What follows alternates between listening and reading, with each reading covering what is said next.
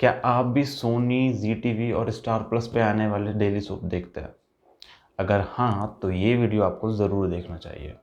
Hello everyone, my name is Mayank and आज की video में हम बात करेंगे इंडियन डेली सोप्स के बारे में।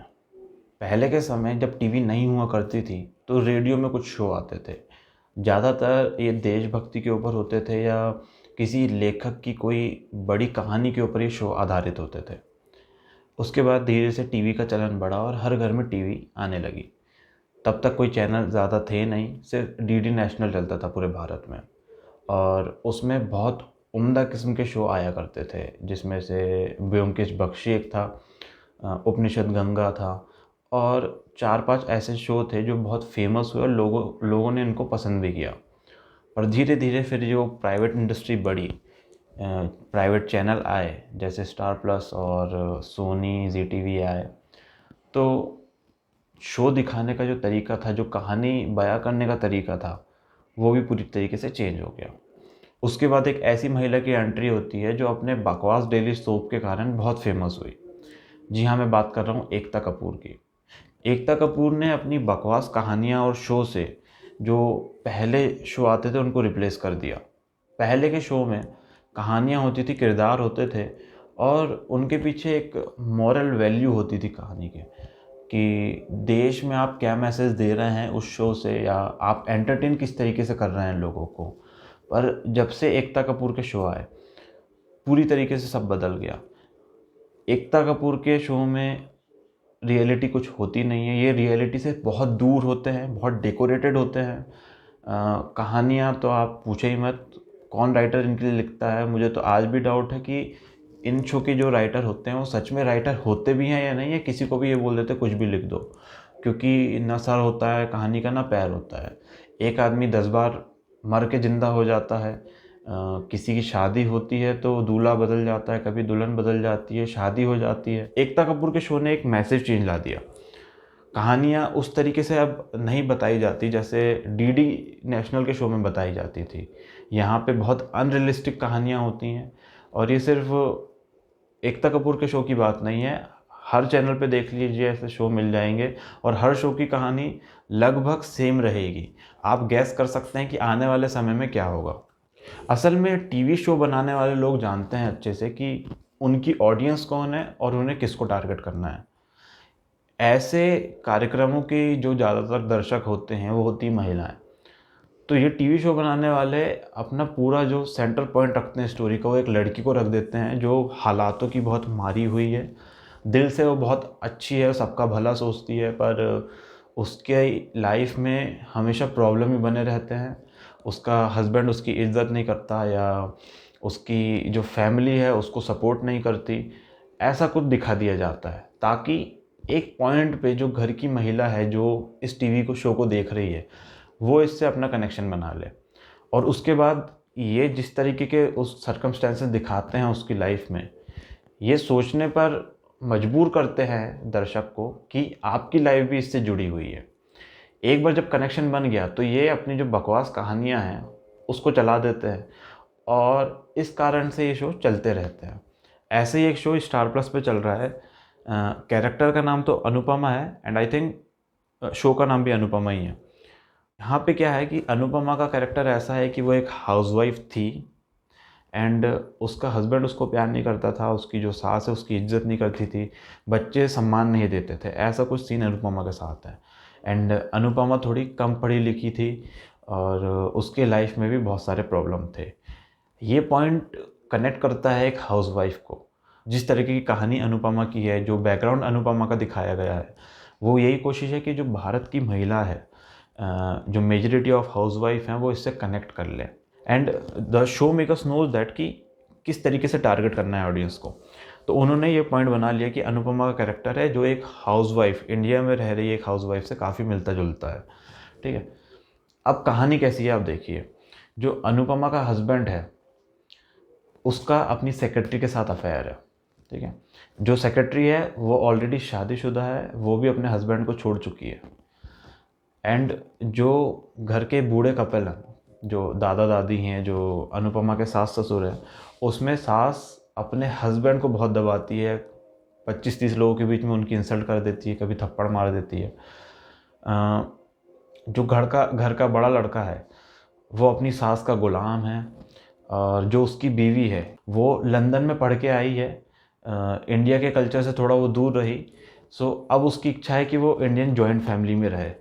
एंड देखिए कितना अनरियलिस्टिक चीज़ है ये। आज के टाइम में जो लड़की इंडिया के अंदर रह रही है, मोस्ट ऑफ देम, उन्हें जॉइंट फैमिली में रहना पसंद नहीं है। एंड ये ऐसा दिखा रहा है कि लंदन में पली बड़ी एक लड़की भारत की जॉइंट फैमिली में रहना चाहती है, क्योंकि वो देखना चाहती है कि किस तरीके से परिवार रहते हैं यहाँ पे। एंड उसके बाद जो छोटा लड़का है वो अपनी बिन बिहाई गर्लफ्रेंड के साथ घर में रह रहा है, और ये गर्लफ्रेंड भांजी है उस सेक्रेटरी की जिसके साथ अनुपमा के हस्बैंड का अफेयर था। जो छोटी लड़की है वो किसी की इज्जत नहीं करती, वो अपने मज़े में लगी रहती है, पैसा उड़ाती है, वो बिल्कुल ना समझ किस्म की है। एंड यहाँ पे दिखा दिया कि ये सब मज़े लूट रहे हैं, अनुपमा अकेली यहाँ पे परेशान है। फिर उसके बाद एक नई एंट्री हो जाती है अनुपमा के कॉलेज के एक दोस्त की, और वो कैरेक्टर ऐसा दिखा दिया कि काफ़ी जवान है। तो ये जो कॉलेज का दोस्त था, ये कॉलेज से ही अनुपमा को पसंद करता था। फिर अचानक एक दिन कॉलेज से गायब हो गया। उसके बाद अब ये लौट के आया है। तो ये बहुत करोड़पति आदमी है, इसके नाम पर कई सारी कंपनियां हैं और इसके पास बहुत पैसा है। पर इसने शादी नहीं की। इसलिए नहीं की क्योंकि अनुपमा से प्यार करता था। एंड भाई प्यार भी ऐसा कि अनुपमा से ये कभी मिला ही नहीं। सोचिए कितना बददिमाग व्यक्ति होगा ऐसा, जो किसी ऐसी लड़की के लिए सारा जीवन अविवाहित रहे जिससे उसने कभी बात ही ना किया हो। तो अभी ये लौट कर आया है, और अब इन दोनों की दोस्ती हो गई, अनुपमा और इसकी। उसे मालूम था कि अनुपमा का जो हस्बैंड है उसने दूसरी शादी कर लिया, अनुपमा डिवोर्सी है।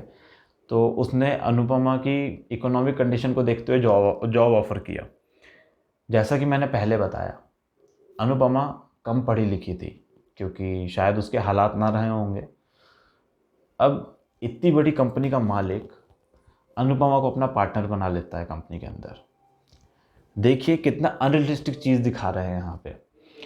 अब क्या होता है, जो लोग इससे उस कैरेक्टर से, अनुपमा के कैरेक्टर से खुद को जोड़ लेते हैं, उनको ऐसा लग रहा है कि कितनी अच्छी चीज़ है क्योंकि अब अनुपमा की लाइफ बदल रही है। पर ये कितना बकवास और कितना बिन सर पैर की चीज़ है जो सच्चाई से दूर दूर तक मिल नहीं खाती। उसके बाद अनुपमा को पता चल जाता है कि जो इसका दोस्त है वो इसे पसंद करता है, इसके कारण ही उसने शादी नहीं की। ये पूरे परिवार को पता चल जाता है। पर अब अनुपमा ऐसा कहती है कि उसके दिल में उस बंदे के लिए कोई मोहब्बत नहीं है और वो सिर्फ दोस्त है। अब ये कितना गलत मैसेज है, सोचिए। कोई व्यक्ति आपको पसंद कर रहा है, ठीक है, और आप कहते हैं कि आप उसके लिए, आपके दिल में उसके लिए कुछ नहीं है, तो आप उससे दूर रहिए। उसका कारण ये है क्योंकि ऐसी परिस्थितियों में आप सामने वाले को बड़ा ठेस पहुंचाएंगे। कि आप कहते हैं, ये मतलब सिंपल वही है कि फ्रेंड जोन करना, ये वही मैसेज यहाँ पे सीधे सीधे तौर पर मिल रहा है। पर ऐसा नहीं होता। अनुपमा कुछ दिन काम करती है उसके साथ और शायद अनुपमा की भी उससे शादी हो जाती है। ऐसी सिचुएशन को आप अपने पड़ोस में रख के देख लीजिए। अगर हम इंडियन सोसाइटल एक्सपेक्ट पर देखें या उस पर्सपेक्टिव से देखें, तो देखिए ऐसी फैमिली को हम किस नज़रिए से देखते हैं। क्या हम उन्हें अच्छी कैटेगरी में डालते हैं? और कारण इसका ये भी है कि एक सोसाइटी का स्ट्रक्चर बना हुआ है कि आपकी जिससे शादी हुई है आपको उसके साथ रहना चाहिए। ऐसे तो महिलाएं काम पर जा रही हैं, पुरुष काम पर जा रहे हैं, हर कोई अपनी सेक्रेटरी से करता रहेगा, कोई दोस्त किसी को बोल रहा है उसके साथ उसी से शादी कर लेगा। तो ये अपने आप में शो इतना भद्दा है, इतना गलत मैसेज दे रहा है, पर स्टिल पीपल लाइक इट। अब यहाँ पे भी देखिए कि वो शो जो लोग पसंद करते हैं, जो महिलाएं पसंद करती है, अगर उनके पड़ोस में ऐसी कोई सिचुएशन हो तो वो उस फैमिली को किस खराब नज़रिए से देखेंगे। पर वो शो उनको पसंद आ रहा है क्योंकि वो कैरेक्टर जो है अनुपमा का, उन्होंने खुद को उससे जोड़ लिया है। ये अकेला एक ऐसा शो नहीं है, बहुत सारे इसी टाइप के कार्यक्रम चल रहे हैं, हर चैनल पर चल रहे हैं। जी टीवी पर एक आता है कुंडली भाग्य, उसकी कहानी भी ऐसी है कि एक छोटे शहर की लड़की रहती है, वो अपनी बहन के साथ नया शहर आती है, मुंबई आती है। वहाँ वो क्रिकेटर से मिल लेती है। लोग जो फ़ैन होते हैं भाई वो बहुत प्रयास करते हैं एक्टर क्रिकेटर से मिलने, वो नहीं मिल पाते, पर ये अचानक एक्सीडेंटली मिल जाती है। फिर उस क्रिकेटर से उसकी शादी भी हो जाती है, देखिए। और वो क्रिकेटर भी इतना महान है कि कभी खेलते हुए दिखा ही नहीं है, वो घर पे ही रहता है और जो जितने भी षड्यंत्र चल रहे हैं उनके बीच में अपना पूरा समर्थन और योगदान देता रहता है। और कहानी ऐसी कि ये बहुत अमीर है, अब कोई तीसरा बंदा आ गया कहीं का, उसने पूरा प्रॉपर्टी कैप्चर कर लिया, उसने अपने नाम करा लिया, फिर ये आ गई, ये कहीं छोड़ छाड़ के चली गई थी अपने हस्बैंड को, परिवार को, क्योंकि कुछ हो गया था बड़ा, इसने भी संघर्ष किया अपने जीवन में। अब ये वापस आई है खुद के लिए नहीं, इस परिवार को बचाने के लिए। इस तरीके के बकवास और कहना चाहिए एक भारत की संस्कृति को पूरा तरीके से बिगाड़ने वाले शो पूरा ब्रेन वॉश कर रहे हैं यहाँ की उस जनता को जो इसको देख रही है। अब आप ये सोच रहे होंगे कि एक शो कैसे ब्रेन वॉश कर सकता है, हम तो सिर्फ एंटरटेनमेंट के लिए देख रहे हैं। तो ज़रा सोच कर देखिए कि आज़ादी के टाइम पर लेखकों और कवियों को बहुत बड़ा माना जाता है कि इनका योगदान था।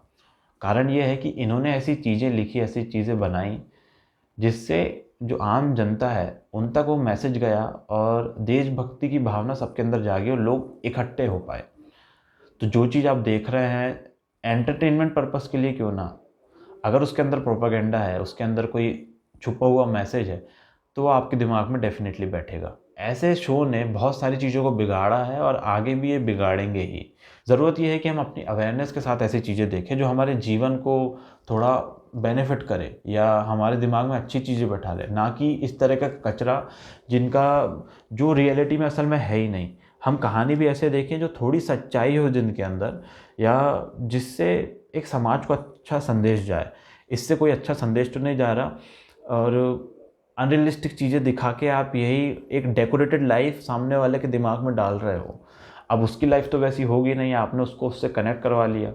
अब जो महिला कोई परेशान चल रही है उसके दिमाग में अनुपमा को देख के क्या ख्याल आएगा, ये अपने आप में एक सोचने वाली बात है। अब आप कितने समझदार हैं और किस नज़रिए से इन चीज़ों को देखते हैं, ये एक अलग बात है। आई होप कि आने वाले समय में इन शो के बजाय लोग थोड़ी अच्छी चीज़ देखें, ऐसे शो ऐसे कार्यक्रम थोड़े कम हों और लोग अच्छी चीज़ों पर अपना ध्यान लगाएं, ना कि ऐसी वाहियात चीज़ों पर। सो आज की वीडियो में सिर्फ इतना ही। Thanks for watching, see you soon in another video.